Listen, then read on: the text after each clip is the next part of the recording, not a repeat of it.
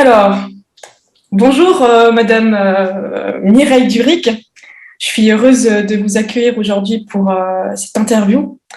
Tout d'abord, vous êtes kinésiologue, vous êtes mère de 3 enfants, vous êtes auteur de 2 livres, plus un jeu, et enseignante, et humaine aussi, hein, bien sûr.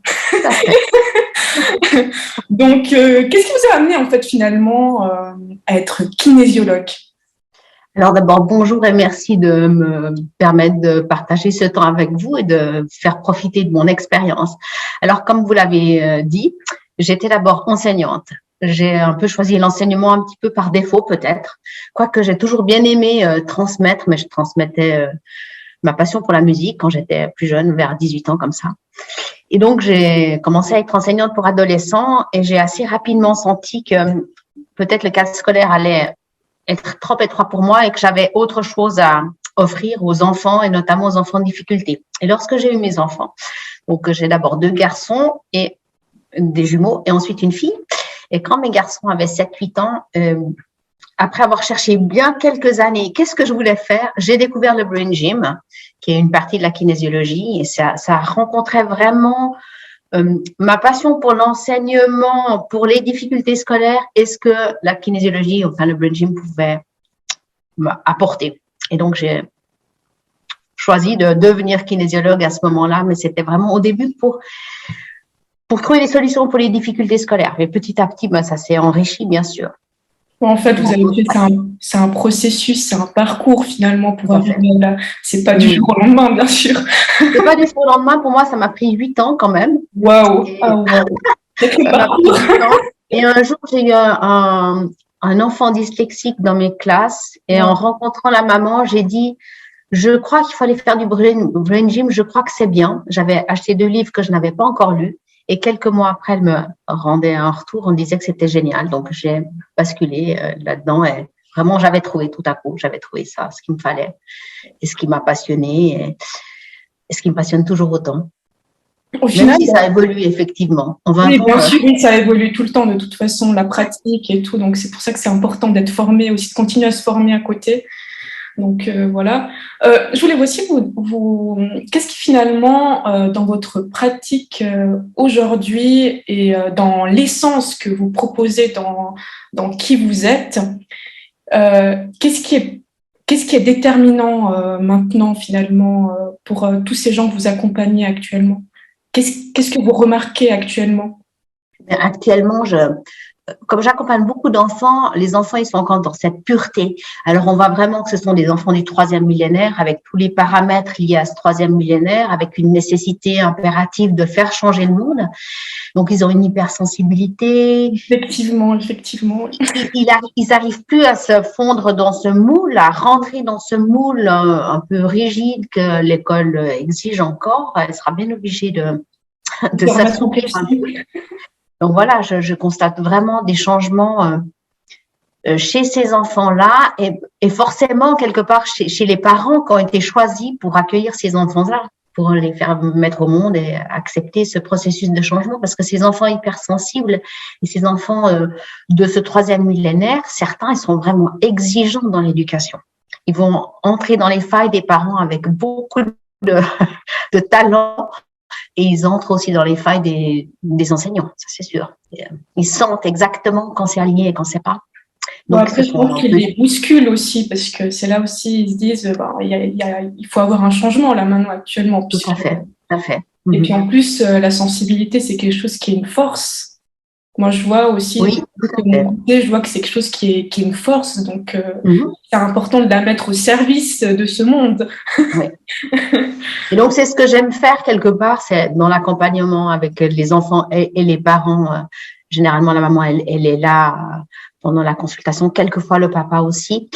C'est donner des outils, c'est d'expliquer, c'est d'avoir cette vision plus large de qu'est-ce qui est en train de se passer dans le monde et comment votre enfant il exprime ça et comment on peut l'accompagner, même si ça risque d'être difficile en classe parce qu'il y a cette rigidité en fait. Et il y a un peu l'école a toujours un peu de temps de retard, mais elle finira par évoluer. Les choses finiront par évoluer. Pour revenir en fait à votre article que vous avez fait aussi sur les enfants hypersensibles, que j'ai pu aussi lire, il y a un détail qui a fait résonance en moi, et puis c'était le fait que ce processus de césarienne, quand on est par césarienne. Je voulais savoir en fait si vous pourriez nous dire en fait ce processus et les impacts, et puis c'est quoi les solutions aussi pour ces enfants. Alors effectivement, les césariennes, il y a d'abord deux cas de figure. Savoir si la césarienne, elle est programmée ou si c'est une césarienne d'urgence. Ça va pas programmer les mêmes histoires après. Ce qui est important de savoir, c'est que quel que soit le moment, enfin même si la césarienne, elle date de 10 ans, de 15 ans, voire de 20 ans, on peut toujours changer le scénario, refaire un autre scénario idéal en séance. Alors, s'il y a une césarienne programmée, l'avantage, c'est que la maman, si elle est bien en conscience, elle va pouvoir expliquer à son enfant les raisons de la césarienne. Est-ce que c'est un choix personnel? Est-ce que c'est le choix du médecin? Est-ce que c'est une raison, par exemple, le bassin est trop étroit? Est-ce que c'est un siège?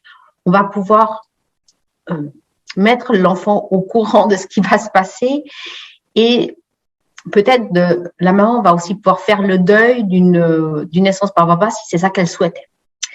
Si c'est une naissance par césarienne d'urgence, ça veut dire qu'il y a eu un travail qui s'est fait pour la maman et pour l'enfant, ce fameux travail de naissance où l'enfant a fait des efforts pour descendre, pour rentrer dans le bassin, puis peut-être tout à coup, il y a quelque chose qui se passe, une souffrance fœtale, un cordon qui est trop serré, une maman qui est épuisée, et on décide de la césarienne d'urgence. Et là, donc, il y a en même temps le stress de la césarienne, mais il y a tout qui est contrebalancé dans le positif, c'est qu'il y a quand même une notion d'effort. Donc, quand il y a une césarienne, ce qui se passe, c'est que l'enfant, il va sortir du ventre de sa mère avec une rapidité époustouflante. On n'a pas ce temps de passage. Et surtout, l'enfant n'a pas le temps ne passe pas par le bassin, donc n'a pas conscience de son corps. C'est surtout ça, en fait. Il n'a pas conscience de son corps. Il n'a pas cet ancrage, finalement. Il n'a pas un enfant, quand il est petit, en tout cas jusqu'à 5, 6, 7, 8 ans, comme ça, il est vraiment connecté au monde d'en haut, il est plus dans l'énergie que dans le corps, et son défi, c'est de poser les pieds par terre et d'entrer dans le corps, de s'incarner, d'habiter son corps. Et la césarienne, elle ne permet pas ça. Il a passé d'un univers aquatique à un univers aérien sans passer par le passage. Et donc, ça va être des enfants qui risquent d'être déracinés ou qui vont manquer d'enracinement et qui vont pas sentir les limites de leur corps, par exemple, qui vont peut-être être maladroits avec les autres et au niveau scolaire, oui, qui auront de la peine à garder les deux pieds par terre, à être vraiment dans la matière et à se confronter, alors surtout si ça a été une césarienne programmée, à se confronter à l'engagement, à l'implication, au goût de l'effort. Ils n'auront pas vécu ça. Et c'est ça qu'il faut remettre en place parce que la vie nous demande quand même d'avoir un certain goût de l'effort, oui, une certaine persévérance dans les choses. Oui, il y a aussi le côté de l'incarnation aussi. Donc, c'est pour ça que c'est important d'être dans son corps. Et vous proposez quoi finalement pour que finalement ces enfants puissent mieux ressentir cette connexion avec leur corps finalement? C'est quoi que vous leur proposez? En séance, je leur propose de refaire une naissance, c'est-à-dire que je vais positionner la maman à quatre pattes, les jambes, les cuisses serrées, et je vais mettre l'enfant en position fœtale derrière elle. Et puis, petit à petit, il doit comme ramper et aller toucher quelque part les jambes de sa maman, les cuisses de sa maman, qui sont d'abord fermées, puis petit à petit, la maman, elle ouvre ses jambes pour le laisser passer. Ça va être vraiment une réactivation d'une naissance idéale pour comprendre que il y a des efforts à faire pour passer et que c'est pas si facile, mais que de l'autre côté, il y a la récompense d'avoir réussi à avoir fait tout cet effort. Et là, il va rentrer, ça c'est une des techniques pour que l'enfant rentre dans la conscience du corps. Il y a d'autres techniques en kinésio qui nous permettent de vraiment, il y en a une qui s'appelle l'englobement, ou le jeu de l'œuf cassé, où on schématise un œuf et on va casser l'œuf et vraiment envelopper le corps de l'enfant. et puis toutes les pratiques d'enracinement qui vont être utiles au jour le jour, garder les pieds par terre, avoir une intention ferme de planter des racines. Voilà, je suis sur terre, j'ai un corps et des pieds jusqu'à la tête, je dois être présente dans ce corps, je dois habiter ce corps. Mais c'est quelque chose que peut-être l'école fait pas assez, l'attention au corps qu'on a. Non, j'ai aussi remarqué sur mon parcours de vie aussi. C'est quelque chose que j'ai dû faire par moi-même, en fait, ce parcours de découverte de mon corps. Et c'est vrai que je remarque que c'est essentiel, parce que c'est de là, en fait, qu'on a les choses qui nous sont transmises, finalement. Tout à fait. Vraiment, quand on ressent ça dans son corps, c'est beaucoup plus fort après de l'incarner aussi. Donc, voilà pourquoi je pense que c'est assez important de... Et puis, c'est pour ça que je vous ai aussi posé cette question-là. Donc, voilà. Parce que le corps, il va toujours nous donner les signaux. C'est d'abord apprendre, par exemple, un enfant, mais quand tu es en stress, le stress, il s'installe où chez toi? Est-ce qu'il est dans le ventre? Est-ce qu'il est dans la gorge? Est-ce qu'il te fait trembler? Il te fait quoi, ce stress? Et comment est-ce qu'après, on peut trouver des outils pour, si c'est le stress est dans le ventre, on va respirer beaucoup plus. Si il y a des tensions dans la nuque, on va changer la position. Il y a plein de choses à faire au niveau du corps, c'est ça. En même temps, le corps nous donne la difficulté, mais il y a aussi la solution à l'intérieur du corps. Oui, en plus, c'est un processus. Hein, et puis c'est pour ça, c'est un processus de conscientisation des choses aussi. Et c'est pour ça que ça prend du temps. Je voulais aussi vous demander, mis à part l'hypersensibilité, vous rencontrez quoi encore comme d'autres problématiques liées à l'enfant? Et que ça soit aussi lié aux parents aussi, bien sûr, que vous rencontrez. Personnellement, j'ai quand même beaucoup de consultations sur les difficultés d'apprentissage, puisque c'est une de mes spécialisations par ma première formation, mon premier métier. Donc, j'ai quand même essentiellement ça, puisque quelque part, quand j'ai une consultation pour une difficulté d'apprentissage, je suis à la fois l'enseignante, donc je connais le milieu de la classe, le point de vue du prof, je sais comment un prof peut réagir, comment il pense dans sa tête. J'ai le point de vue de la kinésiologue qui a les outils pour réparer quelque part les difficultés. Et puis, j'ai le point de vue et le vécu de la maman qui a aussi 3 enfants et avec certaines difficultés aussi pour mes enfants. Donc, je combine tout ça. Donc, là, j'ai beaucoup vraiment sur les difficultés scolaires. Et c'est vraiment ce qui me passionne au sens où j'ai vraiment envie que les enfants puissent avoir une vie plus agréable, sans stress. Ils sont là, ils ont beaucoup de choses à nous offrir, mais si leur quotidien est trop stressant, c'est trop difficile quoi pour eux. Donc j'ai vraiment à cœur de les soutenir là-dedans. Mais il peut y avoir des difficultés relationnelles liées à l'école ou à l'intégration. Il y a plein de motifs de consultation. Je dirais qu'il n'y a pas, c'est nos limites dans les sujets de consultation.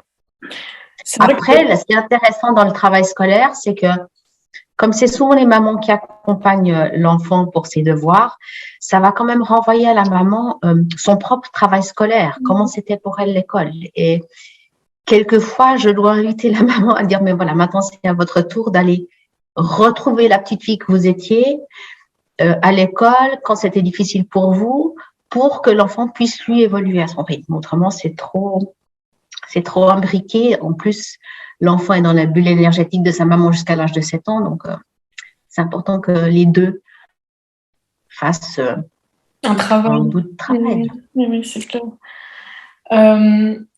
J'ai vu aussi dans un de vos posts, oui, on est aussi dans l'apprentissage, puisque c'est votre spécificité. Et vous dites que finalement, l'apprentissage se fait en mouvement. Et c'est quelque chose qui, pour moi, je remarque dans la vie de tous les jours que c'est essentiel. Et je voulais vous poser la question finalement, comment finalement actuellement les enfants qui sont actuellement ou les adultes qui sont actuellement avec tout ce qui est en lien avec l'ordinateur et tout, le digital, finalement des fois j'ai l'impression qu'on commence un peu à se perdre. C'est la sensation en tout cas que je sens. Et j'ai remarqué en fait que moi, pour moi, par exemple, apprendre une langue, c'est être dans le mouvement. Et c'est pas être simplement devant un écran et apprendre. Ben, une langue, une langue, ça a une vibration. La langue maternelle qu'on a entendue quand on était in utero a une certaine vibration. Quand on apprend une langue étrangère, cette langue étrangère aura une autre mélodie, un autre rythme, une autre vibration. Et oui, il y a une forme de mouvement. Enfin, dans le rythme et mouvement, le mouvement et rythme, c'est vraiment, j'ai envie de dire, c'est assez musical comme ça. C'est vrai qu'à l'école, il y a beaucoup quand même d'enfants qui sont kinesthésiques, donc qui ont besoin de bouger pour apprendre. Et l'école, elle privilégie vraiment beaucoup les visuels et les auditifs. Et les kinesthésiques, on leur dit arrête de bouger parce qu'on ne sait même pas que ça existe. Alors, c'est vraiment les délaissés de la classe. Et il faudrait, c'est tout le programme du Brain Gym et de la kinésio, de leur donner des outils pour bouger intelligemment en classe. Et tout ce qui concerne les écrans, pour revenir à ça, moi, bien sûr, je suis une utilisatrice parce que j'ai bien dû m'y mettre aux réseaux sociaux et toutes ces choses qui font qu'au jour d'aujourd'hui, c'est nos moyens de communication. Mais je ne suis pas du tout favorable à tous ces écrans en classe. Pour la simple et bonne raison qu'un enfant, quand il est petit, il va voir la vie en 3 dimensions. Hein, il est fait pour être dans cette profondeur-là. L'écran nous réduit à une 2 dimensions, à une sorte de non-réalité ou virtuelle qui n'est pas tout à fait adaptée. Ouais, et réel aussi. Finalement, un enfant, il a besoin de toucher, il a besoin de voir vraiment concrètement le réel, de le vivre. Il a besoin d'expérimenter.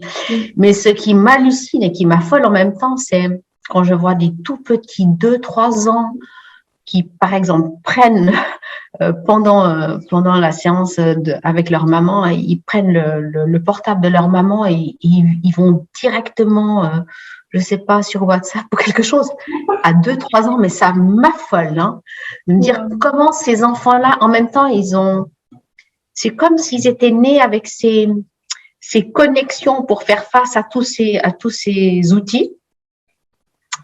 Desquels je me sens un peu éloignée, mais ça m'affole un peu.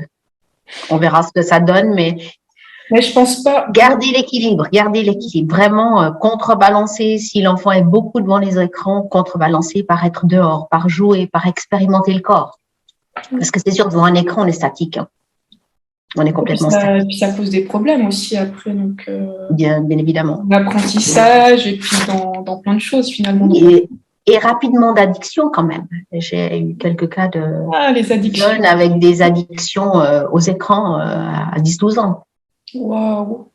Mais c'est possible de s'en défaire ou bien par des Oui, c'est possible. C'est possible, mais c'est quand même assez alarmant. Je dis toujours, attention, là, on est vraiment dans une situation alarmante et il faut vraiment que ça change. Généralement, ça change. Parce que les parents, quand ils viennent consulter avec leur enfant pour ça, ils voient bien que ça ne va pas, donc ils vont cadrer derrière. Mais c'est obligatoire de mettre des limites aussi à un moment donné. C'est comme ça qu'il évolue. Hein. Oui. Je voulais aussi vous demander, finalement, grâce à la kinésiologie, hein, finalement, vous dites, oui, voilà, vous accompagnez finalement les enfants, mais on peut aussi accompagner aussi les adultes. Et finalement, grâce à la kinésiologie, comment finalement une personne elle peut retrouver son plein potentiel grâce à la kinésiologie? Oui. Alors oui, j'accompagne aussi les adultes et j'aime bien avec les adultes et comme avec les enfants d'ailleurs, je monte toujours un arbre généalogique. C'est ma vision du monde qui s'est un peu imposée à moi quand au bout de quelques années de pratique de kinésiologie. Celle qui a donné beaucoup plus de sens à la fois à ma pratique et à ma vie aussi, de regarder cette grande image. J'ai un peu oublié le sens de la question avec les adultes. Donc, en fait, la question, c'était comment finalement, grâce à la kinésiologie, on peut retrouver son plein potentiel. Exactement. On peut retrouver son plein potentiel quand on se débarrasse de ce qui n'est pas à nous. Bah voilà. des bagages transgénérationnels pour d'abord conscientiser. Alors, on ne va pas se débarrasser des bagages transgénérationnels en se disant ah, ses ancêtres, j'ai reçu que des mauvais programmes. On a reçu des tas de bons programmes aussi. On a reçu des programmes qui ne sont plus adaptés pour nous, qui nous servent à rien du tout. Donc, le but, c'est de reconnaître les ancêtres dans ce qu'ils ont été, quelle époque ils ont vécu, quel contexte. Leur dire, voilà, ben, toi, tu as vécu ça. Je peux être en compassion avec toi. Mais moi, j'ai pas envie d'avoir ces programmes-là parce que ceux-là ne servent à rien du tout. Donc, on fait un peu le nettoyage comme ça, de se décharger de ce qui nous appartient pas. Et comme ça, on va pouvoir s'approcher de plus en plus de nous-mêmes et de nos richesses, hein, de nos richesses dans les bons programmes qu'on a reçus, dans ceux qu'on va pouvoir faire évoluer et de donner du sens à notre vie et d'accéder à notre plein potentiel. Ça me touche en tout cas ce que vous dites parce que c'est aussi le processus que j'ai aussi enclenché. Et puis, finalement, ce bagage transgénérationnel, en fait, moi, c'est vrai que je m'en suis pas vraiment rendu compte quand je suis venue ici sur Terre. C'est quelque chose que j'ai dû apprendre par moi-même. Même ma mère n'était pas vraiment consciente par rapport à ça. Donc, finalement, je remarque que c'est essentiel de faire ce travail. Quelque part, ça nous reconnecte aussi à quelque chose de bien plus profond à l'intérieur de nous. Exact. Ça vient guérir des choses aussi. Et, bien plus vaste. Et puis aussi, quelqu'un qui vient en consultation et ça va aussi guérir. En fait, ce qui est génial, c'est que ça fait quelque chose pour nous, mais ça guérit nos ancêtres et ça guérit nos descendants. C'est-à-dire que ce qui a été travaillé, on va plus le redonner aux descendants. Donc, c'est à la fois pour nous, pour les ancêtres et les descendants. Donc, c'est une vision très, très large. Bah, vous voyez, par exemple, moi, je suis née à Sion, en Valais. Je suis serbo-suisse, en fait. Et j'ai ces deux cultures. Et c'est vrai que je suis née en Suisse, mais je remarque que mes vraies racines sont Serbie. Parce que mes deux parents sont serbes. Et voilà, j'ai fait ce processus-là et puis je trouve que c'est incroyable. Ça m'a permis vraiment de me reconnecter à qui je suis, à prendre ma place aussi, ma juste place. Et c'est un processus, hein, bien sûr. On n'est jamais fini. Non, c'est jamais fini, c'est vrai. Et je pense que vous aussi, vous avez fait ce processus-là. Et, oui, bien évidemment. Et quand on regarde l'arbre généalogique, on peut le regarder. Moi, je peux encore le regarder, le mien, de multiples fois. Je vais comprendre encore d'autres choses et pouvoir faire des liens. C'est sans fin, mais il y a des moments où on n'a pas envie d'aller creuser parce que voilà, c'est pas le moment. Puis il y a d'autres moments où on dit ah mais tiens là, je peux aller revoir où il y a quelque chose qui vient comme ça, qui émerge et qui a besoin d'être remis en lumière et libéré. Donc c'est aussi génial parce que c'est toujours dynamique, en fait. C'est toujours dynamique. Qu'est-ce qui étaient les plus gros défis pour vous, finalement, quand vous avez décidé d'incarner votre essence, celle dans la kinésiologie et comment vous avez senti ça à l'intérieur de vous, quelque part? C'était un appel? Que c'était la kinésiologie que je voulais faire? Oui, exactement. Comme je vous ai expliqué, là, tout d'un coup, c'est vraiment au travers de cet élève dyslexique et tout d'un coup de donner cette information sur le Brain Gym et qu'on me donne le retour. Au début que je faisais la kinésiologie, ce qui est amusant, ou ce qui était amusant, sur le moment, ça l'était pas, mais maintenant, ça l'est, c'est que j'étais pas du tout branchée énergétique. Mais pas du tout. Je suis allée en très concrète. Comme je suis allée à l'Uni de façon très scolaire, méthodique, avec tout de suite de la pratique avec des enfants parce que je me sentais à l'aise avec des enfants. Donc, j'étais pas du tout dans l'énergétique. Et ensuite, quand j'ai fait des formations post-grad, tout d'un coup, ça m'a éclaté à la figure et j'ai vraiment pas pu freiner. Je me suis dit, si je freine, ça va être horrible. Donc, j'ai laissé venir. Puis ça s'est ouvert de plus en plus. Puis maintenant, la kinésiologie que je pratique, elle est très énergétique. Et même, c'est un peu comme transgénérationnel. Pendant longtemps, ça m'a pas du tout intéressée. Et le jour où j'ai ouvert la porte, ça a été la révélation. Wow. Ouais, c'était vraiment la révélation. C'est vraiment ça. Et ça a vraiment, ça m'a donné beaucoup de clés pour moi-même d'abord, pour mon clan.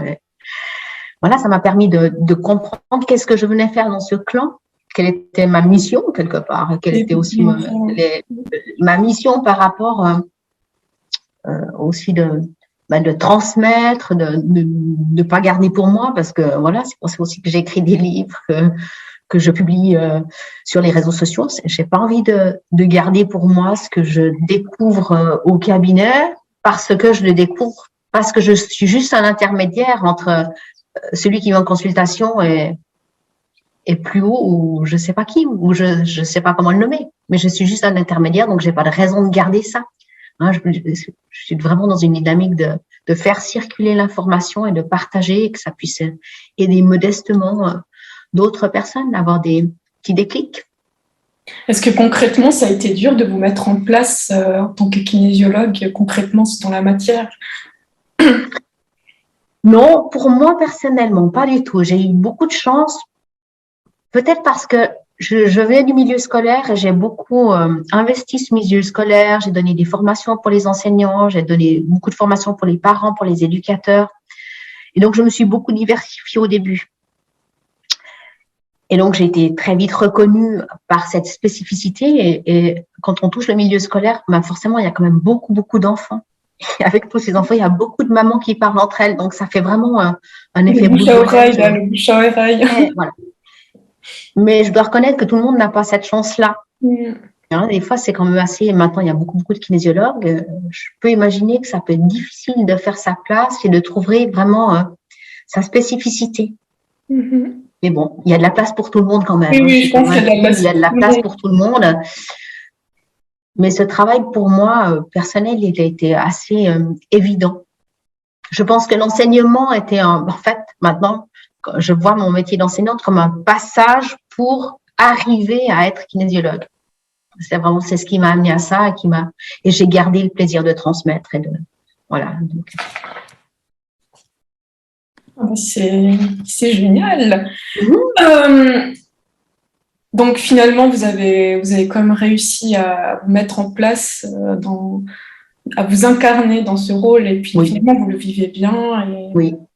Et quelque part, c'est comment vous le vivez aussi, cette indépendance aussi, parce qu'avant vous travaillez plutôt dans les classes, et puis maintenant vous êtes plutôt indépendante. Vous le vivez comment? Je crois que j'aspirais à être indépendante et à être libre. Alors j'ai gardé en fait pendant une douzaine d'années, quand j'ai quitté l'enseignement traditionnel de l'anglais et de la musique, j'ai gardé 2 heures, 2 périodes par semaine pour faire des stratégies d'apprentissage et introduire le brain gym dans les classes. Ça m'a permis de faire un pont, puis ça m'a permis aussi d'avoir tout le matériau nécessaire pour écrire mon premier livre, Génial, j'y arrive enfin, parce que à l'école, on a peu d'autorisation pour pratiquer le brain gym et la kinésio. Au jour d'aujourd'hui, dans ma région, on n'a plus aucune autorisation. Donc, ça m'a donné tout ça. Et quand j'ai publié mon premier livre en 2016, j'ai quitté l'enseignement parce que ça me paraissait, j'étais plus au bon endroit. Alors oui, j'aime beaucoup être indépendante. Après, ça aussi, c'est des défis après. Hein. Comme j'ai envie, et je veux bien être soumise à une autorité, mais il faut qu'elle corresponde à mes valeurs. Et je crois que c'est devenu vraiment trop étroit. C'est pas que j'aime plus enseigner. Dans les classes, je pense que j'aurais encore eu beaucoup de plaisir. Mais c'est le système. Quand c'est trop étroit, ça nous empêche d'ouvrir nos ailes. Voilà. C'est tellement ça.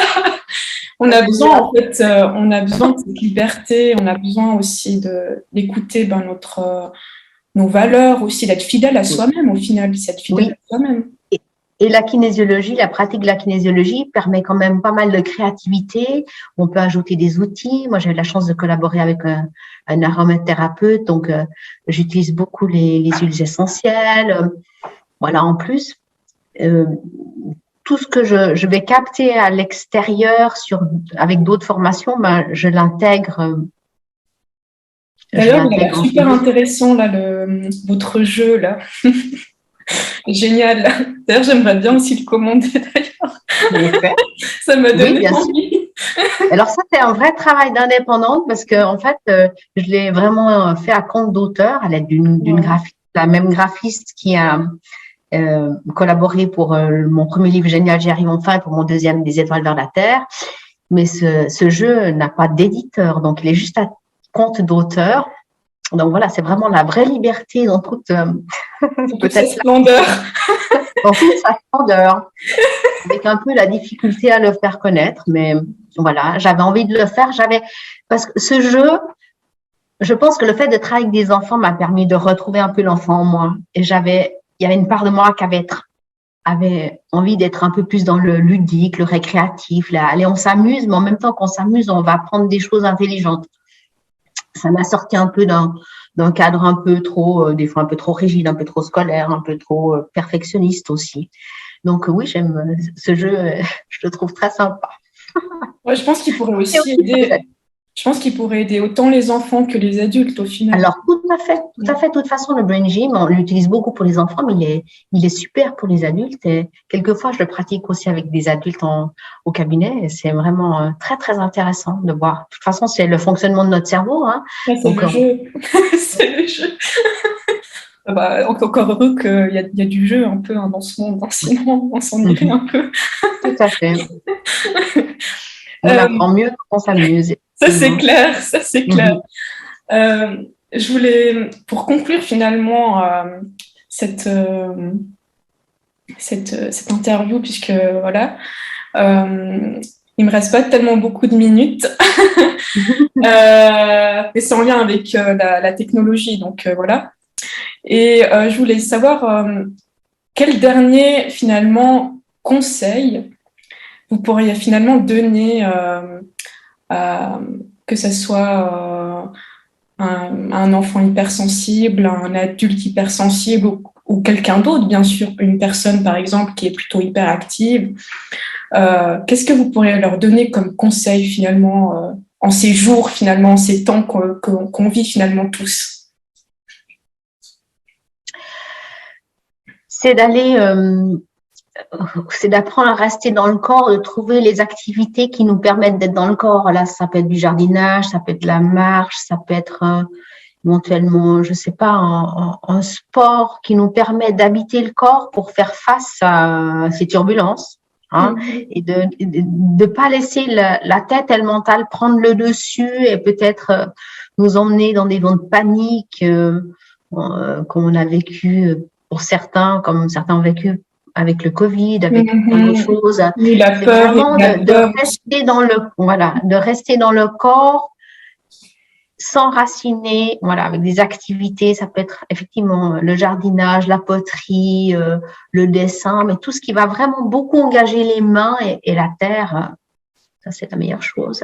Oui, puis c'est vrai, j'ai remarqué aussi que quand il y a eu ce Covid, en fait, je remarque maintenant, actuellement, on est obligé d'être connecté à soi. En fait, on doit vraiment être connecté à soi et puis à cette verticalité en nous. Sinon, on est tout le temps en train d'être vacillé et tout, entre la peur et tout ce qui se passe actuellement. On est tout le temps vacillé. Donc, l'important, c'est d'être connecté à soi, finalement, et écouter son intuition, qu'est-ce qui est bon pour nous actuellement. Pas écouter ce que les autres nous disent. Exactement. C'est rester à l'intérieur de nous. C'est le défi. Et quand on est hypersensible, c'est qu'on va capter les énergies de tout le monde. Ah oui, ça c'est vrai. Alors on est un peu, on sait plus où sont ses propres limites et celles des autres.